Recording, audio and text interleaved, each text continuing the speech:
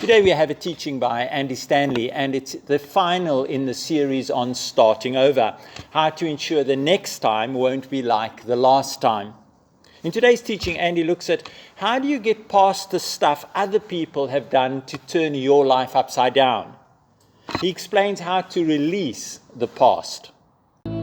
Hey, we're finishing up this series, Starting Over, and if you haven't been with us, it's a pretty simple series, and there's been 4 parts, and the subtitle kind of gives away the punchline of the whole series, and it's basically this: we want to ensure that next time won't be like last time. How to ensure that next time won't be like last time? And what we mean by that is that if you're in a stage of life where you're starting over academically, professionally, a new marriage, a new relationship, a new neighborhood, a new city, you've wrapped up something that it didn't end as well as you thought it should, it didn't end the way you wanted it to. In fact, you hope nobody finds out about it, or it may have had nothing to do with anything that you did, but you find yourself having to start over. This is the series for you. And we said in order to start over in such a way that next time is better than last time, you got to own it, rethink it, and release it. In week 2, I showed you this pie chart, and I said this is the circle of blame. You remember that? The circle of blame is, here's all the blame that explains why your marriage failed, why the business failed, why you're in so much debt, why school didn't go the way you wanted it to, why she broke up. Here's all the blame. And we said essentially, there's part of it that where we're to blame, and then there's part of it where other people are to blame. And so in week 2, we talked about your fault. And we said when it comes to, owning our part of the equation, our part's usually never any larger than that, right? Because this is the story we like to tell. She was such a liar. They told me when I went to work there, but it didn't work out. That teacher, nobody can get along with that teacher. He said, this is the story we love to tell, but we said, come on. At every failure, every junction, every transition in life where things didn't go well, there's something we have to own. There's part of it that we have to blame. So week 2, we talked about discovering what this is. This week, I want to talk about the rest of this pie. So when we talk about owning it, that's the part that you're responsible for. When we talk about letting go, we talk about moving forward in this third part of the list, or third thing on the list. We're talking about this element right here. Now, let me kind of boil it down to one simple thought, and then we're going to kind of tease this out a little bit. Here's the thing. This is huge, just like not owning your part of the pie enables you to smuggle your issues into your future, okay? Just like not owning this allows you to smuggle your bad habits, your addictions, your issues into your future, not dealing with this enables the person who hurt you to smuggle their issues into your future. All right? So if you don't deal with what you did, you smuggle your bad habits and your issues into your future. But if you don't deal with this the right way, you actually allow the people who hurt you, deceived you, lied to you, fired you unnecessarily, you allow the people that you'd hope you never see again, you allow them to actually influence your future. Now, I'm not going to have you raise your hands because that would be stupid, but who wants to do that? Who wants to allow the people that have hurt them the most to continue to have influence in their future? And for some of you, this is why your second marriage is looking a lot like your first marriage. And your first husband said, you're just like your mom. Okay, so you got rid of him. And then lo and behold, your second husband said, you're just like your mom. You're like, what's with these people? Well, what's the common denominator? That would be you. Because you keep following yourself around. You show up in every relationship. You show up in every financial transaction, okay? This is going to be a lot of fun today, isn't it, already? So Here's the thing. I know you, and I'm the same way. None of us want the people who create chaos in our lives, either in childhood or that last job or that last neighborhood or that last team or that last school, whatever it was. None of us want to allow the people that created, stuff in us to have influence in our future. And the only way to make sure next time isn't like last time, the only way to make sure that they don't follow you into your future is to deal with what happened in this segment of the blame chart. So I'm going to ask you 2 really insensitive questions, and if this just becomes so emotional, you can't stand it, I understand that. It's why I quit trying to counsel people, because they just get mad and leave and wouldn't do what I said anyway or ask them to do. So here's 2 questions I used to ask people all the time, and they never had a good answer for, and they looked at me like, what stupid questions? So I thought I would just try them out one last time, because I think these are important questions as it relates to moving on to ensure next time is better than last time. The first question is this: how far into your future do you intend to carry the angst created in your past? How far into your future do you intend to carry the angst created in your past? And you go, well, I don't intend to carry any of it into the future. well, then you have to do something. Here's the second bad question, because I can tell you didn't like the first one. So let me say it a different way. How long do you plan to allow the people who mistreated you to influence you? How long? Another week? Another month? Another marriage? Another season? Your whole career? You say, well, I don't really plan any of it. I know, that's why this is an important question. We don't plan it. We just live, and we just have bad attitude, and we have all these fears and anxieties, and we don't trust people, and we're angry, and we have a short fuse, and, people know what our issues are. Don't bring that up and stay away from that, because she's, you kind of walk on eggshells around him or her. And again, we've allowed the people who've hurt us most to kind of follow us into our future. They've smuggled their way in. They've camouflaged themselves in terms of just the story we love to tell, but they continue to drive our emotions. So this is a good question. How long do you plan to allow the people who mistreated you to influence you? Yeah, it's real quiet because it's either a bad question or you don't want to think about it. So let me ask you an easier question. Have you ever met somebody and they're like they sort of have a wrinkle-free life? Everything's just kind of not perfect, but it's like, wow, they've got their act together. They've got their marriage together. Their kids they're not like all going to, Ivy League schools, but they're like great kids and they're responsible. And when you're at their home, you just feel like that couple, that individual, that guy, that girl, they've kind of got their act together. You ever met anybody like that? And then you hear their story and they have some like big, gargantuan, ugly monster of a thing in their past. And you're like, and you think to yourself, I would have never guessed. I would have never guessed. If you would never guess she has that in her past. You would never guess he has that in his past. You would never guess she was raised in a home like that. You would never guess. When you meet them now, it's like there is no trace of that in their lives. You ever meet people like that? And you're like, wow. Now, when I meet people like that, because of what I do, I always ask them this question, always. I always say, okay, wait. How did you do that? How did you get from, oh my gosh, to, I'd like to be like you when I grow up? Here's what I always hear, and in fact, if this is your story, this is how you would say it in some capacity. I always hear the word decided. The answer is they decided. 100%. How in the world did you grow up in that and end up like this? How in the world did you go through a season of that professionally and now I don't sense any bitterness, I don't sense any anger, there's not an edge, you seem to have peace. How did you get there? And 100% of the time it's because they decided. They decided. They made up their mind. They decided. These are my words, not theirs. They decided that their past would remind them, but it would not define them. They decided somewhere along the way, as bad as that was and as shaping as that was and as tempting as it might be to tell that story my whole life and allow it to shape me and define me, somehow they found the courage or the power or the insight to decide, to make up their minds. The past may remind me, but it will not define me. They made up their minds. They decided. In fact, I have a really dear friend who, her past is, it's one of those stories and you think, okay, you get a pass, you do not have to forgive. You should just stay mad, okay? You get a pass. Everybody else needs to forgive, not you. If anybody that would do that to you, you deserve to be crazy. You deserve to have a bad attitude. Well, her story is kind of one of those stories. So about a month ago, I knew I was going to talk on this subject, and I've known her a long time, and so it was a little insensitive of me, but I said, hey, can I ask you a personal question? Because I just want your first thing that comes to mind when I ask you this question. So I asked her, how did you get from there to here? How did you get from all of that would just put most people away? How did you get from that to this point now where when people meet you, they would never guess that that's a part of your past? And I'm going to tell you what she said. And when she said it, I got my phone out and tried to write it down word for word because this is exactly what came out of her mouth, unprepared, no coaching from me. Here's what she said. I decided there was enough pain in life. I wasn't going to drag that along with me the rest of my life. It wasn't worth it. I decided there's going to be enough new pain. There's going to be enough new drama, enough new dysfunction. Why in the world would I want to drag that around with me the rest of my life? I decided it wasn't worth it. And through a process, she put it away. And it has informed her decisions, but it does not control her future. So to ensure that next time is better, it won't be like last time, you got to release the past so the past can release you. You have to.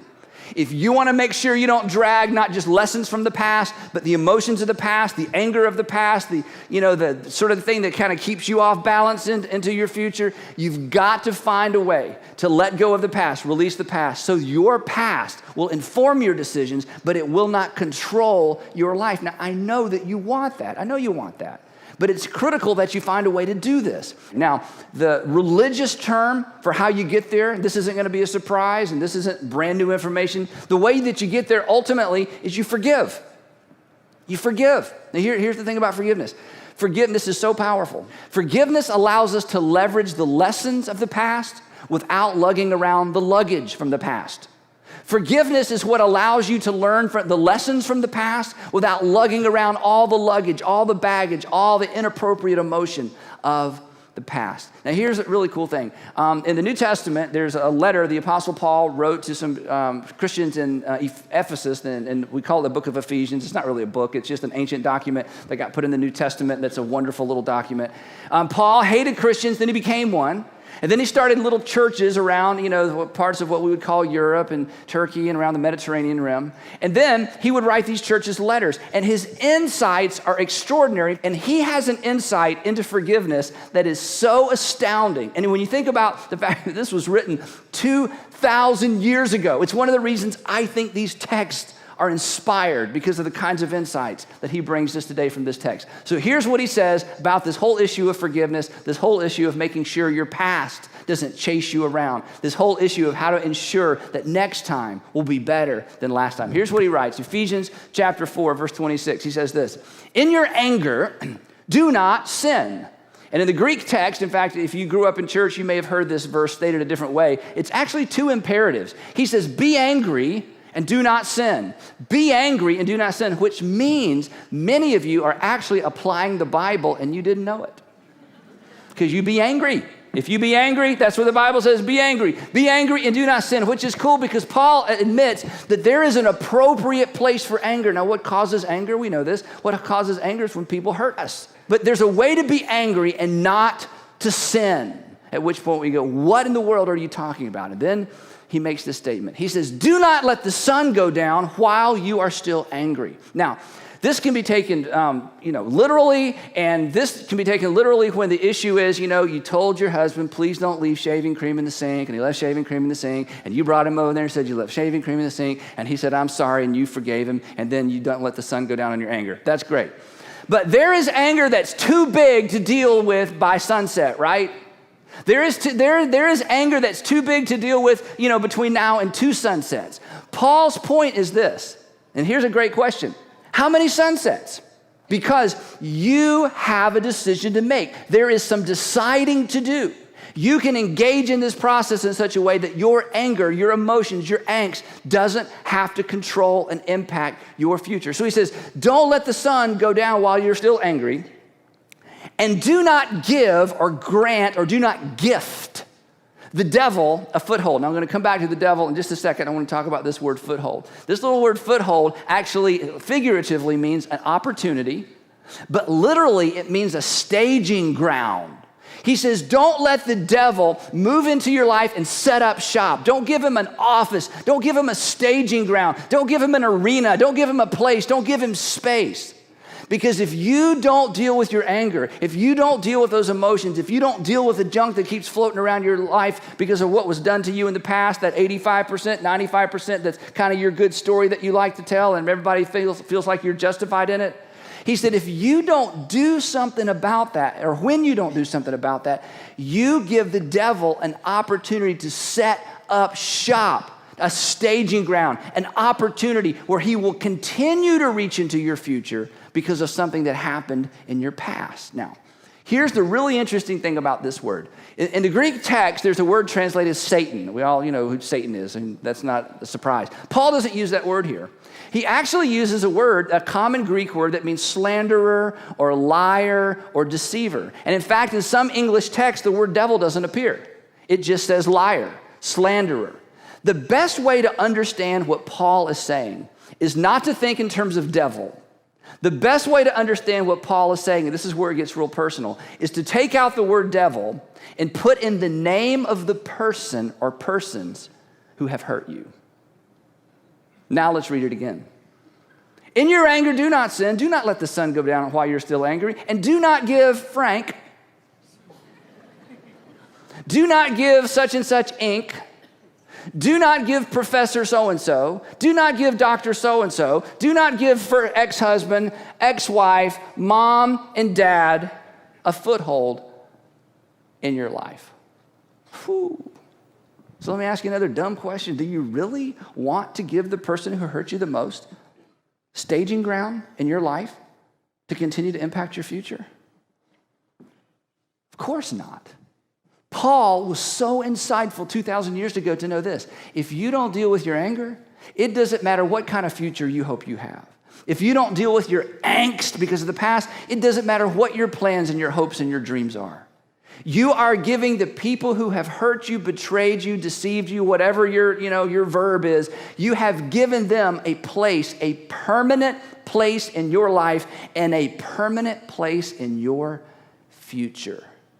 That's why he says, don't let the sun go down. Do something about it as quick as possible. Do something about it now. Don't think it's just going to go away. You have a decision to make. It's why every single person that surprises me or will surprise you with their story, when you ask them, how did you get from there to here? You will hear at some point, you will hear them say, I decided.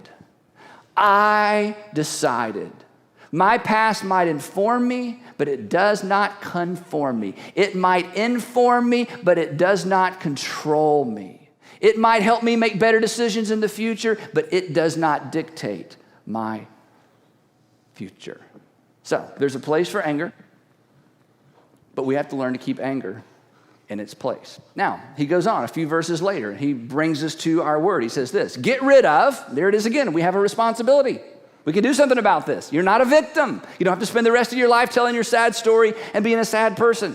He says, get rid of all bitterness. Now think about that. You have the power, you have the ability, there's something you can do according to Paul to get rid of bitterness. You say, no, the only way to get rid of bitterness is for the person that caused the bitterness to come to me and apologize. Well, that doesn't get rid of your bitterness. That just gives you an opportunity to say, I forgive you or I don't forgive you, but that doesn't mean you won't be bitter. This is you issue. This is your issue. If you're bitter, you have something to do. If you're bitter, there's work to do.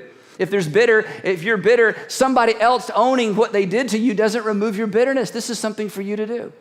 He says, get rid of all bitterness, rage, and anger, and slander along with every form of malice. And then he says, be kind and compassionate to one another. And there's our word, forgiving one another.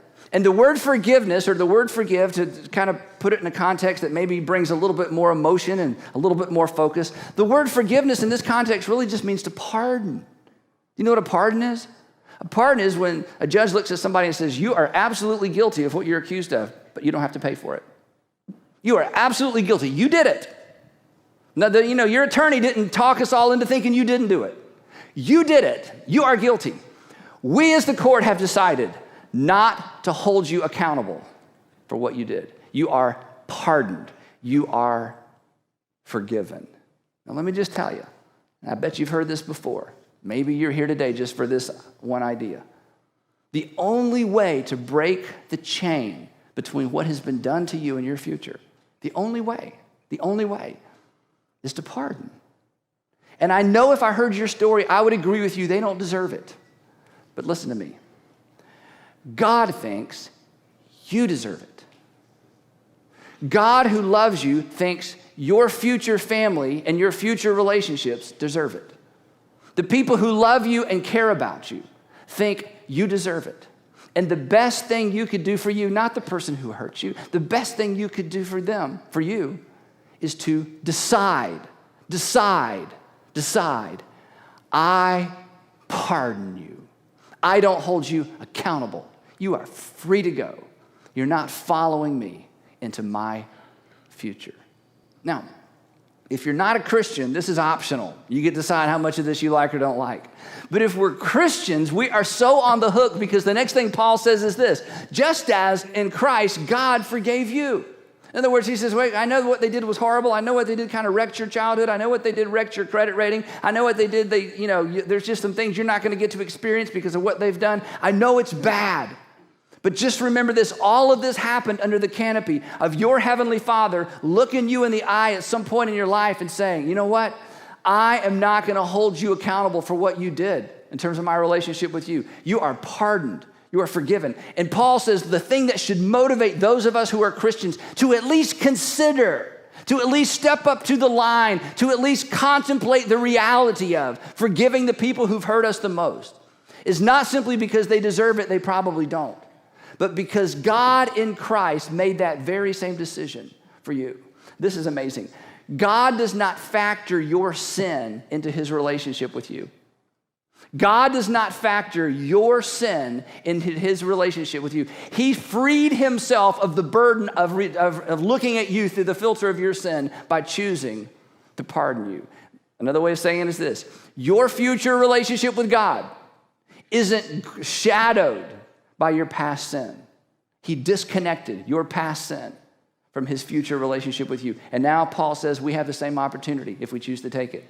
We can decide to decouple what has been done to us from our future through the very same exercise of forgiveness. Now, sometimes when I talk about this, and there's a Q&A or we can have a conversation or one-on-one, people say, okay, well, what if somebody broke the law? So let me just say something real quick about that. If someone broke the law, you should call the police. If someone broke the law, they should be prosecuted. But even then, this is huge, even then, now they have to go before two courts, yours and the government's. And the government may lock them up, but you still have the opportunity to personally pardon them. And your best bet for moving forward is to choose, you don't owe me. Because pardon uncouples their impact on your future. If you do this, your past will remind you, but it will not define you. You can move on. Release the past, and so the past can release you.